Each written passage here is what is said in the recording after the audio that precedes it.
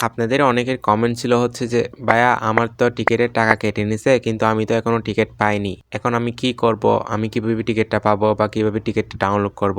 আজকে আমি বলবো যে আপনার কেন এমন হচ্ছে বা আপনি কিভাবে এই টিকিটটা ডাউনলোড করতে পারবেন। তো চলুন শুরু করি।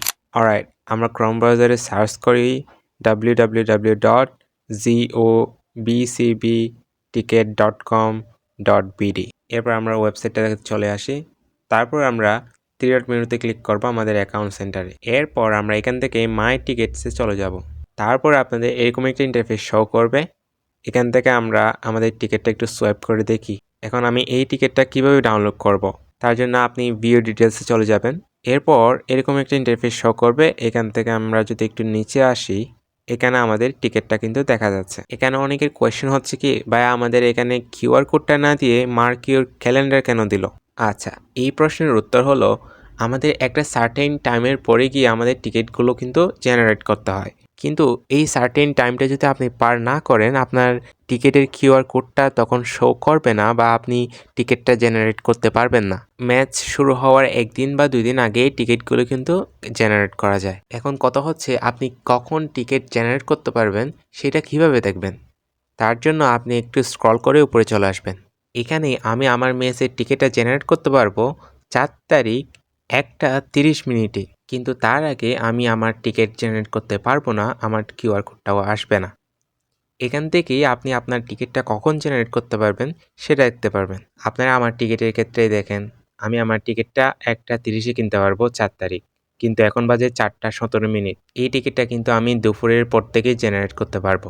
এখন অনেকের প্রশ্ন হচ্ছে কি আমি এখানে আমার নাম এবং নাম্বারটা না দিয়ে আমি টিকিটটা জেনারেট করে ফেলেছি।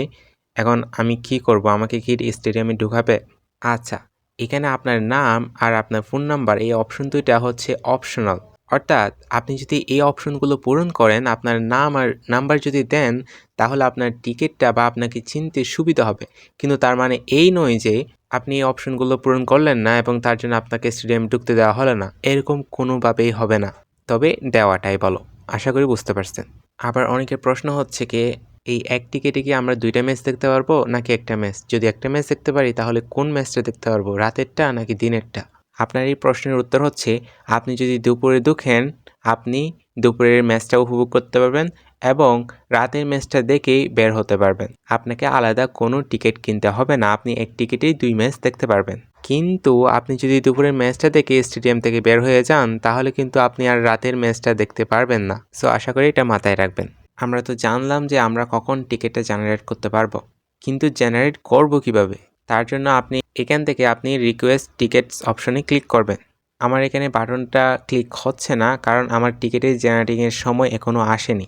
জেনারেটিং টাইম আসলেই আপনি এখান থেকে রিকোয়েস্ট টিকেটসে ক্লিক করবেন এবং আপনি আপনার টিকিটের কিউআর কোডটা পেয়ে যাবেন। এখান থেকে আপনি পিডিএফটা ডাউনলোড করে নিতে পারবেন। সো এরকম হেল্পফুল ভিডিও পাওয়ার জন্য আমাদের চ্যানেলটা সাবস্ক্রাইব করে রাখতে পারেন। দেখা হচ্ছে অন্য কোনো ভিডিওতে।